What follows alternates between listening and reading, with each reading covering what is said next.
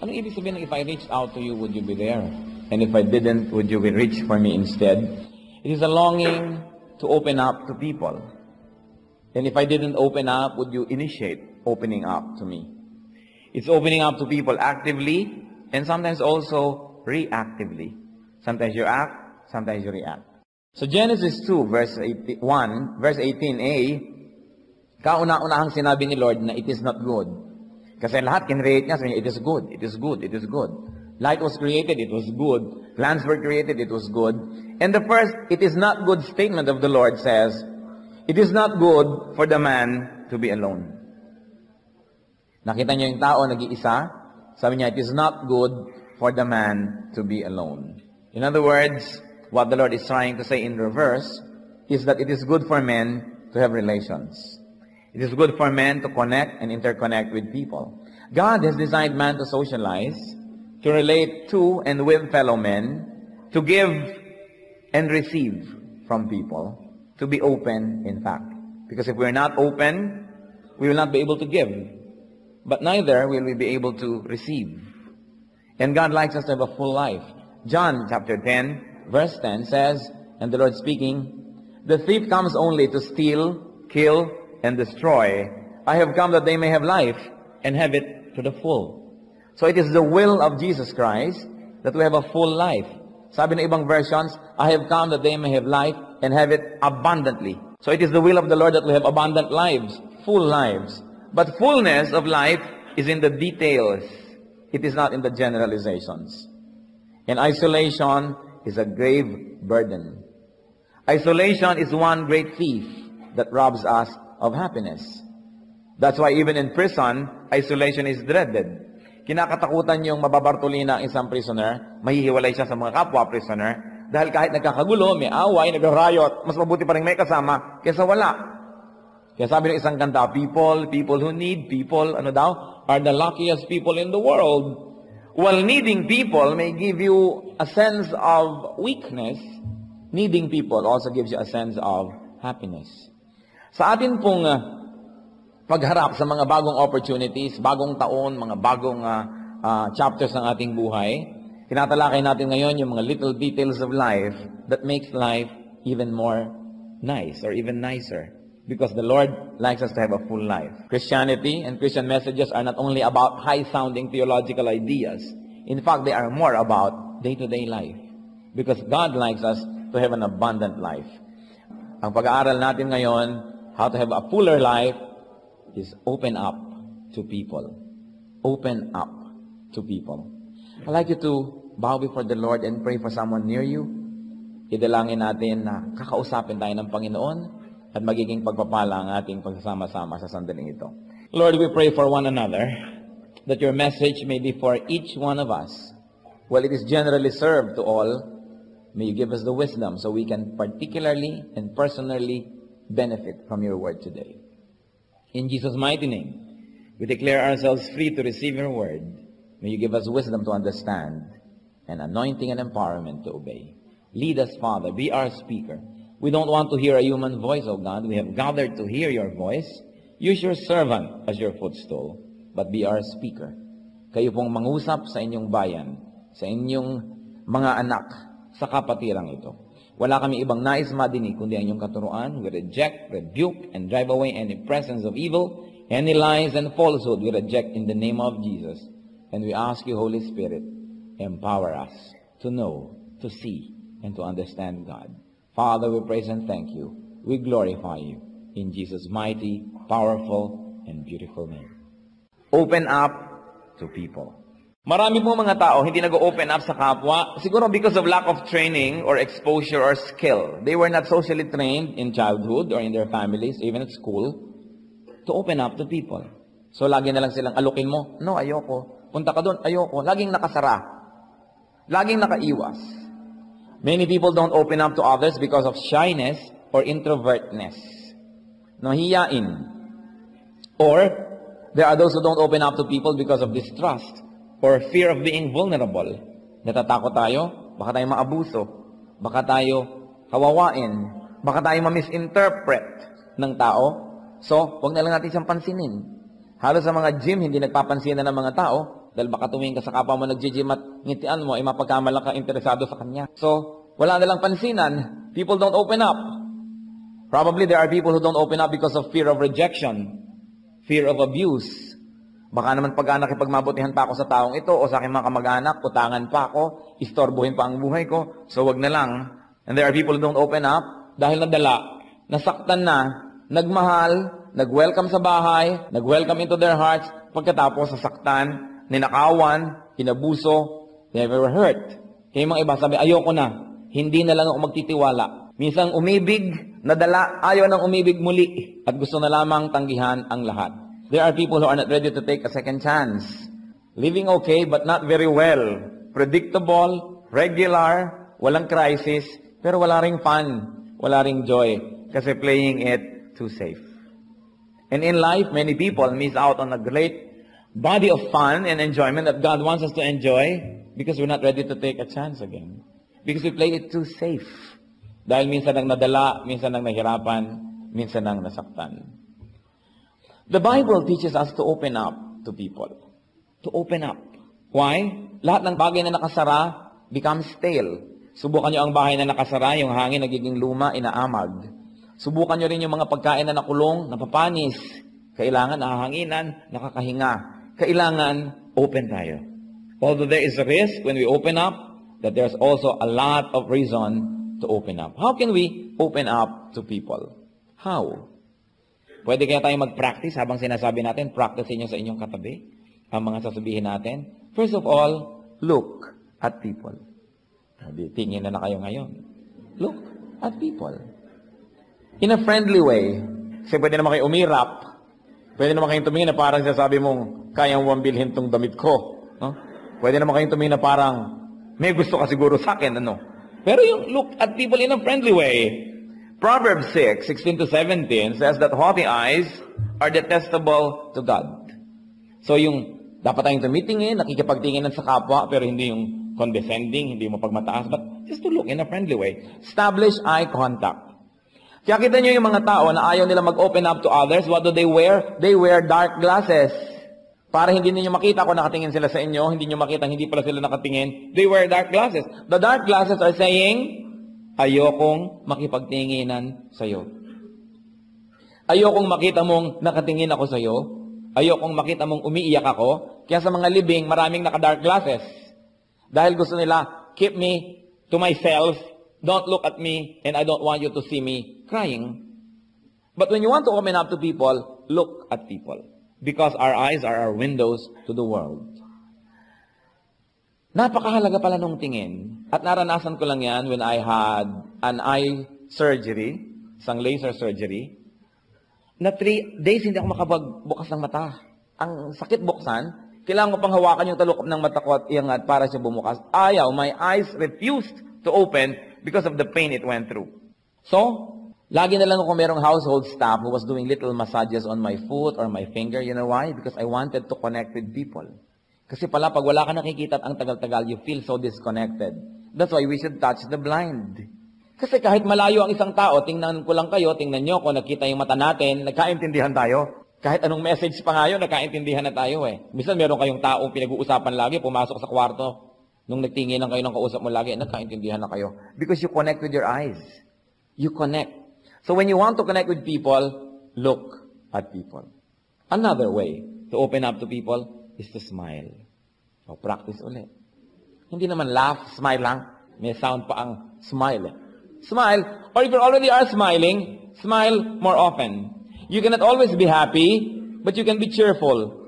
Sometimes it becomes very selfish. We carry the world on our shoulder. We wear our hearts on our sleeves. Tapos may problema tayo, kitang-kita sa mukha natin. Not knowing that we also have a ministry of comfort. That we can comfort people just by smiling at them. Masyado tayo kumisan obsessed sa nararamdaman natin sa ating mood, na nadadama yung iba, nalilimutan natin, may pananagutan din tayo na pasayahin ang ating kapwa.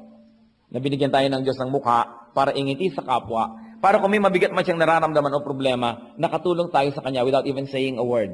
Just a smile. In fact, I have read about one person na nagsabi, ito sa West, no? Sa Western Hemisphere nangyari. Magpapakamatay siya nung araw na yon, tatalon siya kung saan, pero sabi niya, may isa lang ngumiti sa akin na makasalubong ko, hindi ako magpapakamatay. Buti na lang may ngumiti. Hindi tuloy siya nagpakamatay. At kung kayo yung ngumiti na yon, can you imagine what kind of ministration you were able to give to people? Eh kung kayong kasalubong ng magpapakamatay, nung makita nyo, inirapan nyo pa. Baka nadali, isinama pa siguro kayo. Kaya mahalaga yung ministry of smiling because you advertise your openness. But people who don't want to be bothered, people who don't want to be disturbed, they don't smile because it might encourage people to come near them. So para tayong merong fortress mentality. Many people ang buhay parang fortress.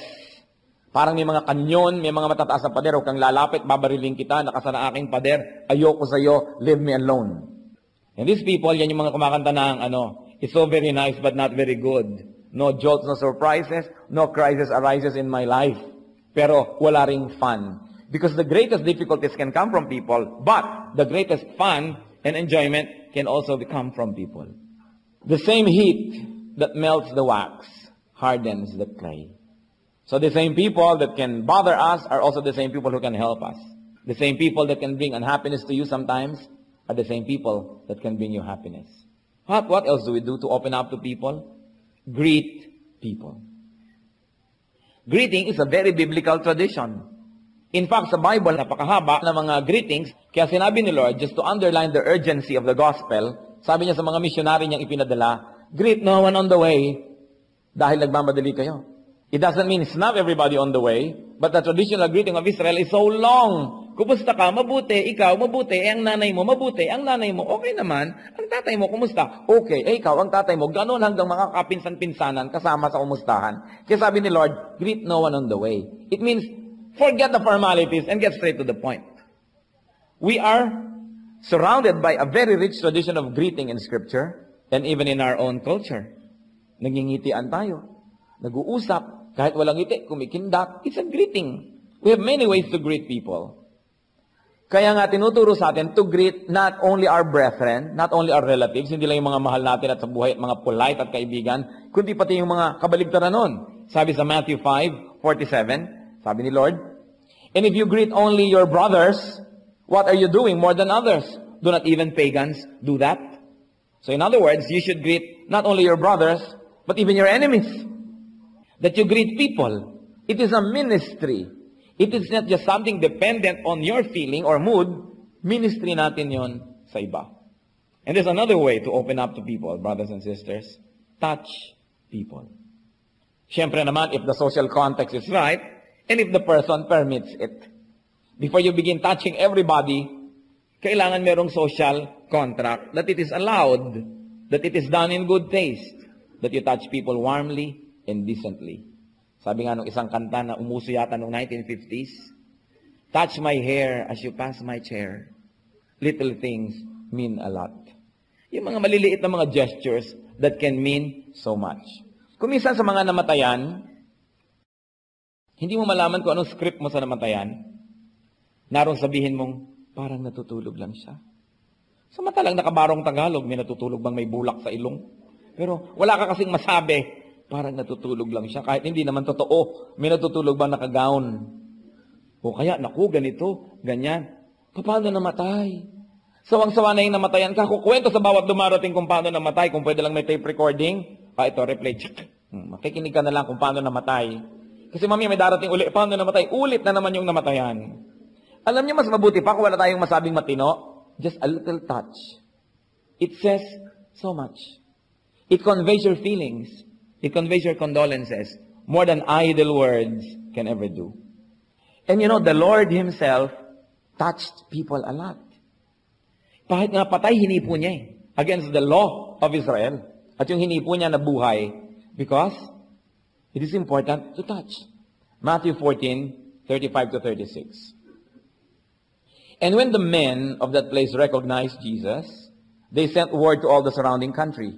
People brought all the sick to Him and begged Him to let the sick just touch the edge of His cloak. And all who touched Him were healed. You know why?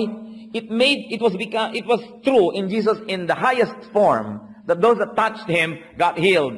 But you know really, it is true because touch heals. Nakakapagpagaling ang touch. People who have wronged you, instead of saying, pinapatawad na kita, hawakan niyo lang konti sa shoulder, konting pisil, konting touch. It says volumes upon volumes of good words. Touch heals. Something that we should relearn to do. Because of the impersonal corporate culture that is engulfing us, nawawala sa atin yung ganong mga bagay. We Filipinos are a touching people. Pansinin nyo, kumusta ka? Touch tayo ng we always touch. That's why, according to the surveys of very respectable magazines, international magazines, Filipinos are the happiest people in Asia. Pero yan naman dahil sa Asia lang ginawa yung survey. Mga kung sa world, I will believe that we are the happiest people in the world. Kasi lahat ng sinabi ko, yung smile, yung greet, yung touch, tayo lahat yon. We always extend to people, and we allow people to extend themselves to us. And it is God's design that people's lives should extend into other people's lives, and the lives of others should extend into ours. Ganyan tayo. We are weavers. We weave into relationships. Mahilig tayo makirelate. And because we Filipinos, sa atin ang pinaka-sacred na relationship ay yung family relationship. Nanay, tatay, kuya, ate, kapatid. That's why, lahat ng kakilala natin na gusto nating papasukin sa ating mundo o gusto nating pasukin yung mundo nila, we treat them and give them titles that belong to family.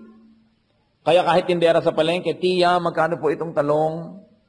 O yung gusto mong kargador, manong, pakibuhat na ho ito. And everybody's your tita and tito. And everybody's your kuya and ate. Because we extend the family relation, which is sacred to us, to people. Napaka-open natin. We are probably the most open, socially open people on earth. Lahat welcome into our world. Kaya lahat naman welcome to our shore. Lahat na lang, kati imported goods, everybody welcome. Tayo naman nakikibuhay na sa buhay ng lahat, nakakalat ang Pilipino sa lahat ng bayan sa mundo. We are extending more than anybody else. Probably it adds to our happiness. Because God said, it is not good for man to be alone. Kaya pinakamaraming rates of suicide, dun sa mga kabaligtaran natin ng culture. For instance, ang pinakakabaligtaran natin dito sa Asia, siguro Japan. Kasi sa Japan, ang art nila, yung walang kalaman-laman, art yun. Tayo naman, punuin yung dingding na yan, kalendaryo, mga diaryong ginupit, diploma, litrato, nandyan lahat, payong, kasabit lahat, no? Walis. Ang dingding ng Hapon, walang laman. Sa kanya yun ang art. Kabaligtaran natin, sila walang kakibo-kibo. Kaya maraming mga Pilipina nagdurusa ang asaway Hapon kasi hindi karinyoso. Mahal ka, no doubt. Pero hindi sinasabi. Hindi ka ng Pilipino, pabulong-bulong pa. No? May pulburon pa yung bulong nun. I love you. Yung pala marami rin sinasabihan kasi mapagmahal. Pero, punong-puno. 2 years ago, kasi hindi pa lumalabas yung survey last year, 32,000 people committed suicide in Japan. 32,000 people, ilan yon? 4 na punong-punong folk arts theater. The richest economy in Asia is also the saddest. I visited one of my Japanese friends, and it is seldom that the Japanese will welcome you into their home. Nakarating ako hanggang kakwarto-kwartuhan niya, 3 ang alarm clock. Sabi ko, bakit 3 alarm clock mo?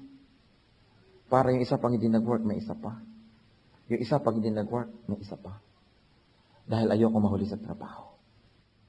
Talagang sobrang silang efficient to the point para ng machine. No? Nawawala na ng fun. Sino ang mayroong highest rate of suicide in Europe? Switzerland. The most stable economy there. Switzerland is the highest rate of suicide. Sa Asia, ang mga second runner-up at third runner-up ng Japan, Singapore, Hong Kong. Yung mga very highly developed, highly impersonal na yung culture kasi sobrang efficient. No? Napaka-efficient kasi nagiging parang makina yung mga tao. There's very little touching and interweaving into people's lives. Hindi katulad sa Pilipinas, pwede pang mangyari yung nakasakay ka sa kalesa, binangga ka, nakaladkad ka ng tricycle, nahulog ka sa tulay, sumute ka sa bangkang dumadaan sa ilalim. Yung sa atin lang nangyayari yung ganyan mga bagay. No? Parang disastrous, pero nakakatawa rin. Maraming area for fun. And we touch people. Touch heals. It is important. Ano pa? How else do we open up to people? Be present. Be present at socials.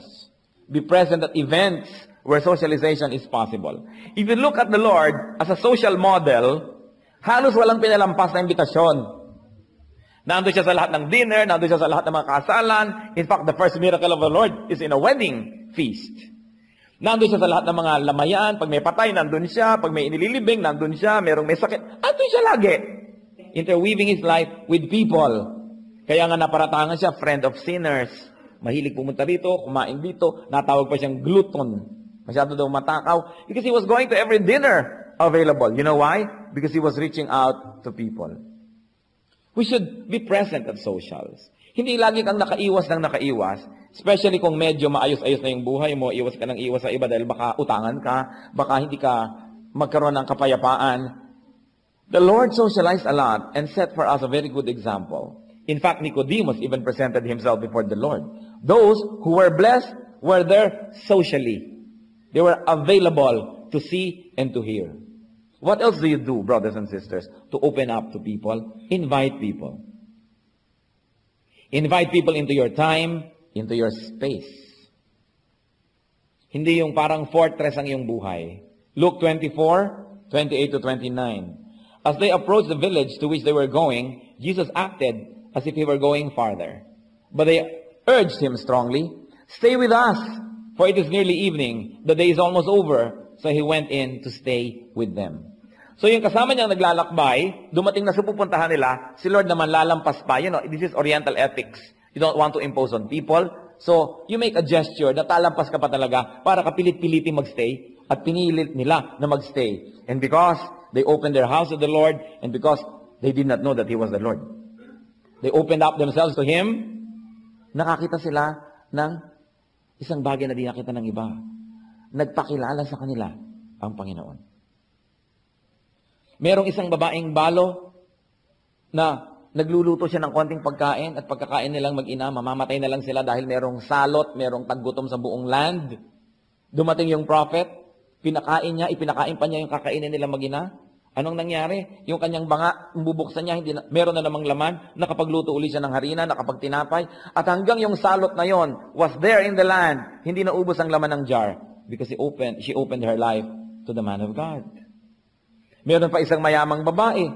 May dumadaang prophet lagi sa kanilang bayan. Sabi niya sa kanyang asawa, ba't di tayo maglagay ng extension? Maglagay tayong upper room, lagyan natin ng furnishing, para yung man of God na yan, pag narito, dito na lang siya magstay. So, ginawa nila yon. Nagtira sa kanila, tuwing nandun sa lugar na yon, yung propeta, at itong babaeng ito, na hindi magkaanak, ay nagkaroon ng anak. In fact, namatay naman yung anak na yun later, dinala na naman niya yung prophet, sinundo, ipinatawag, at nagkaroon ng miracle, gumaling na naman. Miracles happen when we open up our lives to people. But of course, we must be wise as serpents that you don't just open up to just anybody. But the reverse of it is you don't close your doors to just anyone you don't know. So kailangan pagpe-pray natin, sinusuri natin, humihingi tayo ng guidance from the Lord. But you invite and share a bit of yourself with people. Sa John 4:29, makikita natin yung babaeng Samaritana na sobra ang privacy niya sa buhay, sobra ang paglayo niya sa mga tao, na umiigib siya ng tubig, tanghaling tapat. Samantalang lahat ng babae umiigib bago sumikat ang araw o bago lumubog ang araw, yung hindi masyadong mainit.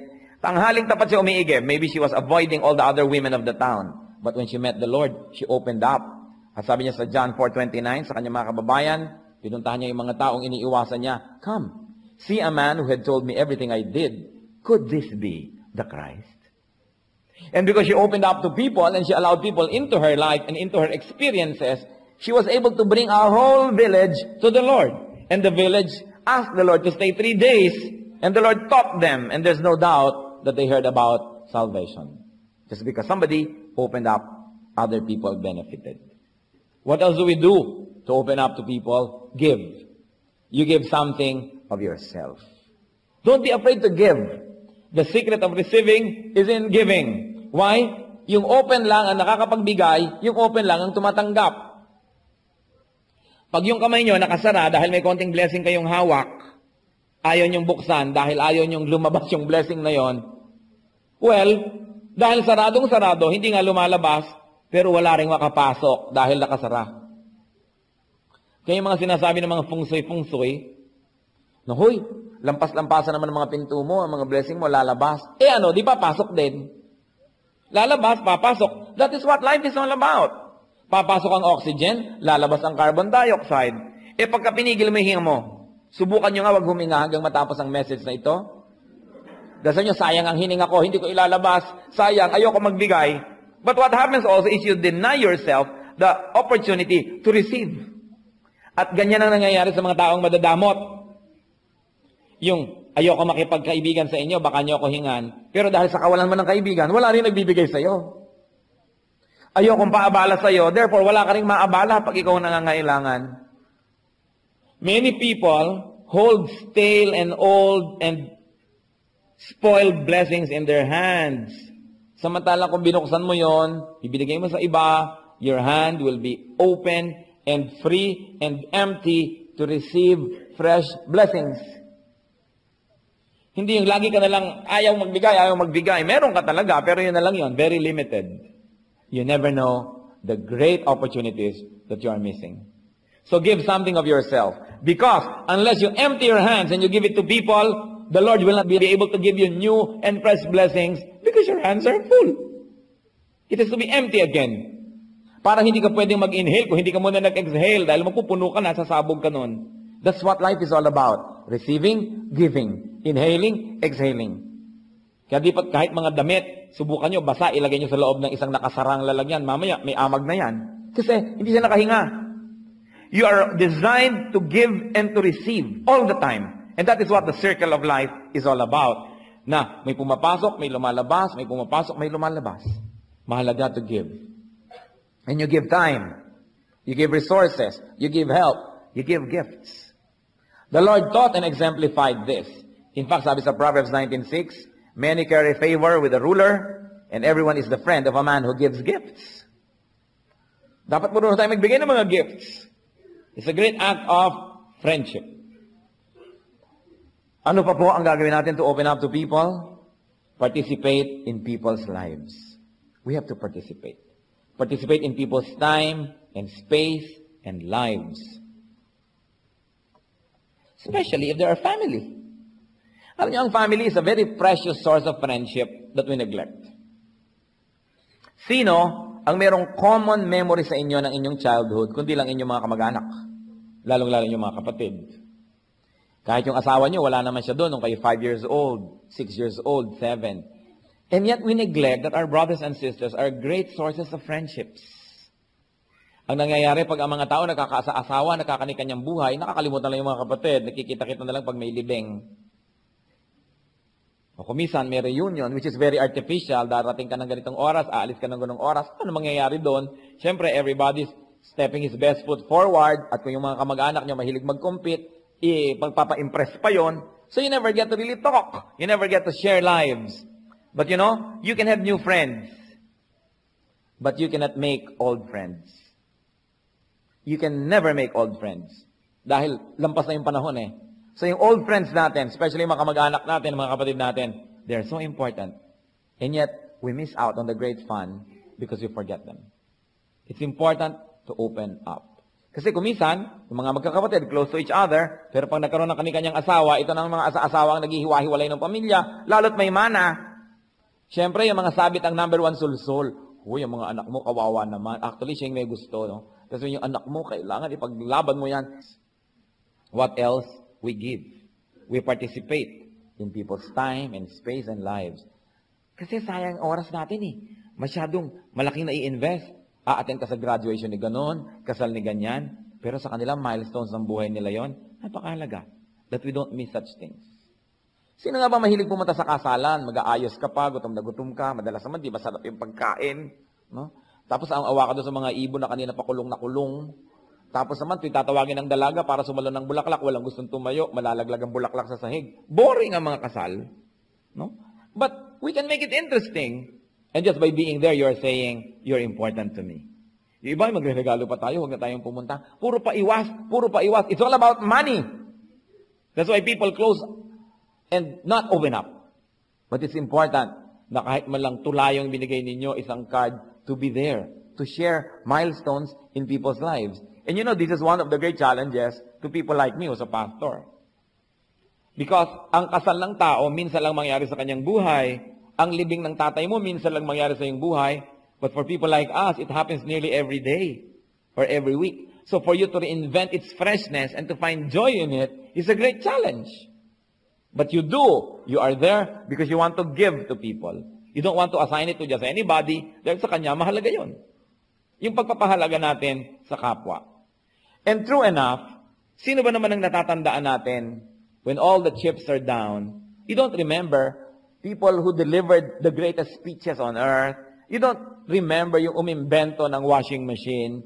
Hindi mo naaalala yung mga taong nakarating sa buwan. Ang naaalala mo, sino ba yung dumalaw sa'yo nung may sakit ka?